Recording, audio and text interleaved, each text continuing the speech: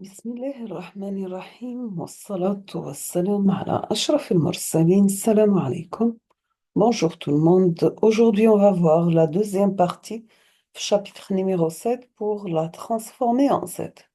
Nous sommes arrivés à la réponse d'un système. Vous avez la réponse d'un système h de m à une entrée x de m et y de n égale x de n convolué avec h de n. Sachant que la convolution se transforme à une multiplication dans le domaine Z. Dans ce cas, on aura y de Z égale x de Z par h de Z. Sachant que la stabilité aussi, c'est un critère important dans la synthèse des systèmes. Un système instable ne répondra pas selon les critères définis et donnera des erreurs à la sortie. Dans des cas graves, des systèmes électroniques instables peuvent endommager des équipements. On doit porter une attention particulière à la stabilité des systèmes. Pour un système causal, les pôles doivent être à l'intérieur du cercle de rayon 1 dans le plan Z pour avoir un système stable.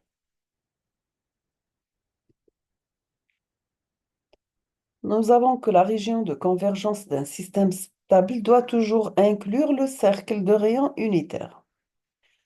Aussi, pour un système H de n, la réponse impulsionnelle doit être absolument sommable.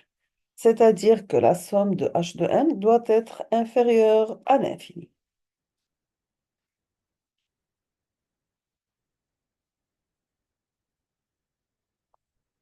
Donc, vous avez ici un système qui est non stable, et le dernier, il est stable.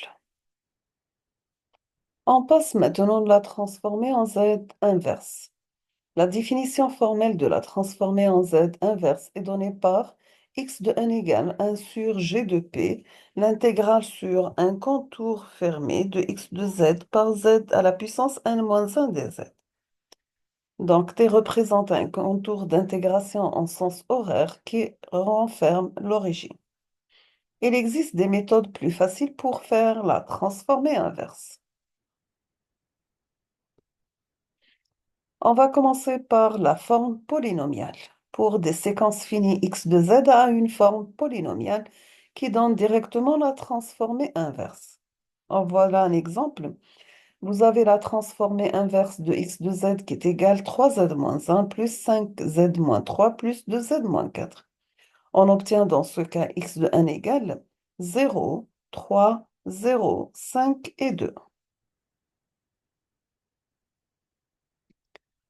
Comment trouver la transformée en z inverse en utilisant une longue division? On peut utiliser la longue division, une longue division. On peut utiliser la longue division pour obtenir la séquence x de z si vous avez x de z chez une fonction rationnelle. Si le signal est droité, on place le numérateur et le dénominateur en ordre croissant de puissance de z. On obtient alors une réponse qui a des valeurs décroissantes de z. Si le signal est gaucher, on place le numérateur et le dénominateur en ordre décroissant de puissance de z. On obtient alors une réponse qui a des valeurs croissantes de z. Voici un exemple. On vous demande de calculer la transformée en z inverse du signal g de z qui est égal moins z plus z au carré sur 2 plus 3z plus z au carré. On va écrire d'abord g de z comme une fraction rationnelle en z moins 1. Nous avons que les polynômes ordonnés selon les puissances croissantes de z-1, g de z-1 égale 1 moins z-1 sur 1 plus 3z-1 plus 2z-2. Ensuite, on va effectuer la division selon les puissances croissantes de z-1. Donc, vous avez 1 moins z-1 divisé par 1 plus 3z-1 plus 2 moins z3. On va diviser 1 par 1 et on aura 1. Donc, à la fin, on obtient 1 moins 4z moins 1 plus 10z moins 2 moins 22 z moins 3, etc. Je vous laisse le temps de faire capture d'écran si vous êtes intéressé par les détails.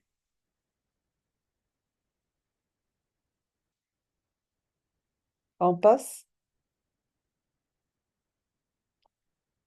Toujours avec la langue division, on va prendre un exemple. Ce qui donne dans ce cas, comme à l'exemple précédent, on a trouvé G de Z la forme 1 moins 4Z moins 1 plus 10Z moins 2 moins 22 Z moins 3, etc. La séquence G de N peut être écrite mais la forme G de N égale 1 moins 4, 10 et moins 22. Toujours avec la transformée en Z inverse, on va faire l'expansion en fraction partielle.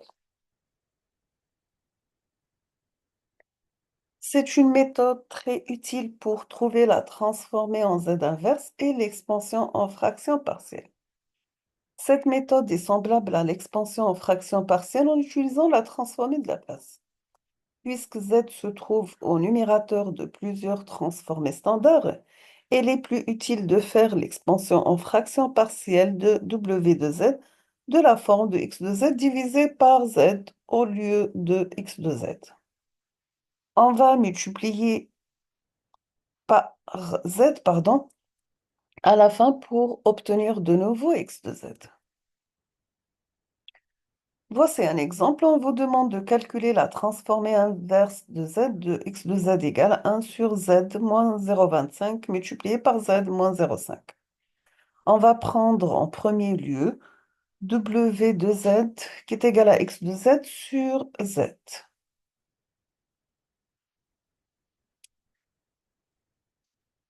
On aura w de z égale 1 sur z par multiplié par z moins 0,25 multiplié par z moins 0,5. Donc, qui est égal qu'à 1 sur z plus k2 sur z moins 0,25 plus k3 sur z moins 0,5. On va trouver la première constante k1. Donc, nous avons 1 sur z moins 0,25 multiplié par z moins 0,5. On va remplacer z par 0. Donc, on obtient la valeur de 8. La deuxième constante k2.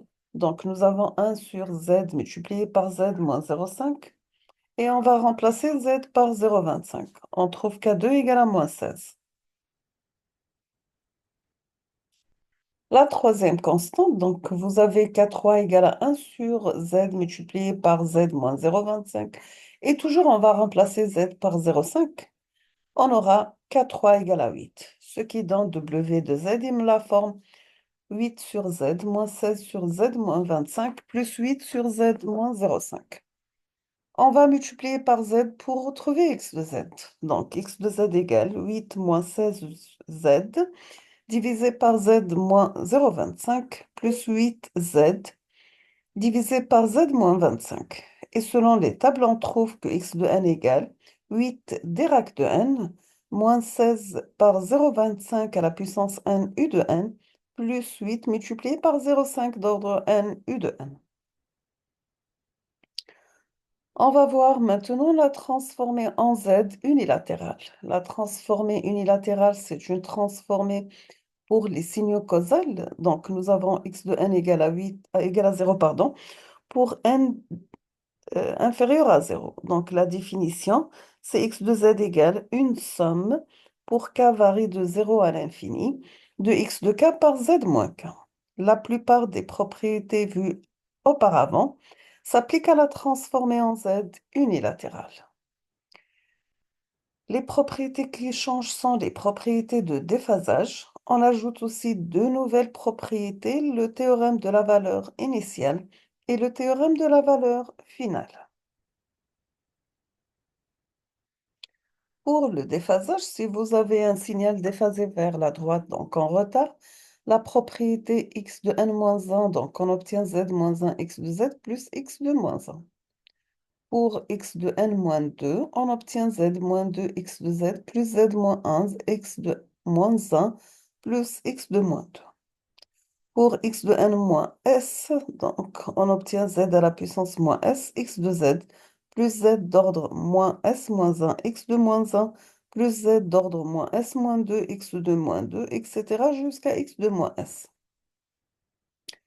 Maintenant, si nous avons un signal déphasé vers la gauche, donc on avance la propriété, c'est x de n plus 1, on obtient z, x de z moins z, x de 0, x de n plus 2, z au carré, x de z moins z au carré, x de z moins z, x de 1. x de n plus s, ça sera xz à la puissance s, x de z, moins z d'ordre s, x de 0, moins z d'ordre s moins 1, x de 1, jusqu'à moins z, x de s moins 1. Pour le théorème de la valeur finale et initiale, on va commencer par le théorème de la valeur initiale et défini par x de 0 égale, c'est la limite de x de z quand z tend vers l'infini. Le théorème de la valeur finale, c'est x de l'infini égale la limite de z moins 1, x de z pour z tend vers 1. Si les pôles de z moins 1, x de z sont à l'intérieur, bien sûr, du cercle unitaire. On passe maintenant à la réponse en fréquence. Donc, on peut obtenir la réponse en fréquence d'un système discret. On va remplacer z par z égale exponentielle g de pi f dans la fonction de transfert h de z. C'est la transformée de Fourier à temps discret de la réponse impulsionnelle h de n. De façon générale, on sépare l'amplitude et la phase. Donc, on aura h de f la forme, le module de h de f par la phase de f. On va prendre un exemple pour la réponse en fréquence. Tracer la réponse en fréquence de h de z égale à 1 sur 1 moins 0,5 z moins 1. La première chose à faire est de remplacer z par exponentielle g de pi f. Donc, on aura h de z égale 1 sur 1 moins 0,5 exponentielle moins g de pi f. Pour trouver l'amplitude, il faut séparer les parties réelles et imaginaires. Donc, vous aurez h de z la forme 1 sur moins 0,5 exponentielle moins g de pi f. On va mettre la forme cosinus plus g sinus. Donc, ça sera 1 sur 1 moins 0,5 cosinus de pi f plus g sinus de pi f. Et on trouve l'amplitude. Donc, le module de h de f, ça sera la racine carrée de 1 sur 1 moins cosinus de pi f plus 0,5. Voici donc pour la face, c'est tangente moins 1 de 1 moins cosinus de pi f sur 0,5 sinus de pi f. Pour tracer la réponse en fréquence, on peut utiliser le script MATLAB suivant. Donc h égale à tf 1, 0, 1 moins 0,5 moins 1 et le bode de h. Donc pour tracer le diagramme de bode pour l'amplitude et la phase. Remarquez que les fréquences ne varient que jusqu'à pi. L'axe des x est une échelle logarithmique en radians par seconde. Puisque la fréquence maximale, elle est 0,5 normalisée, et oméga, ça sera 2πf. Donc l'axe ne varie jusqu'à pi. On passe maintenant à l'analyse des systèmes. Vous avez que la transformée en Z unilatérale, c'est un outil utile pour analyser des systèmes linéaires à temps invariant qui sont décrits par des équations en différence ou bien des fonctions de transfert. La solution, elle est plus simple dans le domaine Z parce que la convolution devient une multiplication. Pour obtenir la réponse dans le temps, il faut faire la transformée en Z inverse. Toujours avec l'analyse des systèmes, on va voir l'équation aux différences et structure de réalisation. Un système à temps discret, comme le montre la figure ci-dessous, donc qui a une entrée x de n et la sortie y de n, prend le signal d'entrée à temps discret, dire une séquence d'échantillons x de n, et le produit un signal à la sortie à temps discret y de n. Un tel système pourrait être mis en œuvre à l'aide d'un ordinateur à usage général, d'un micro-ordinateur ou bien d'un matériel numérique dédié capable d'effectuer des opérations arithmétiques sur les échantillons de x de n et y de n. Par conséquent, x de n moins grand 1, c'est la séquence originale x de n avec chaque échantillon retardé de n échantillons. De nombreux types de systèmes à temps discret peuvent être considérés comme, par exemple, vous avez un amplificateur à temps discret dont la sortie y de m à l'instant t égale à 1t, c'est une constante a multipliée par l'entrée x de n. Ce système est décrit par l'équation de différence y de m égale a x de n. Et il est représenté par la structure de réalisation de la figure suivante. Deuxièmement, vous avez un système de traitement dont la sortie au temps t égale à 1t est calculée en pondérant et en additionnant les échantillons d'entrée actuels et précédents comme décrit par l'équation de différence non récursive. Donc, vous avez y de n égale a1 x de n plus a2 x de n moins 1 plus a3 x de n moins 2, a4 x de n moins 3, a5 x de n moins 4. La structure de réalisation pour cette équation de différence est représentée par le schéma de la figure suivante. Donc, voici sa représentation. Troisièmement, si vous avez un système dont sa sortie y de m à t égale à nt est obtenue selon l'équation de différence récursive suivante. Y de n égale a0 x de n moins b1 yn moins 1 dans le diagramme de sa structure de réalisation est donné par la figure suivante. Donc l'entrée, la sortie avec un retard z moins 1, addition avec un facteur d'amplification à 0. Le terme récursif signifie que les valeurs précédentes de y de n ainsi que les valeurs actuelles et précédentes de x de n sont utilisées pour calculer la sortie y de n. Quatrième type, vous avez un système dont la sortie à t égale à nt, y de n égale à x de n au carré. Son diagramme de sa structure de réalisation est représenté sur la figure suivante.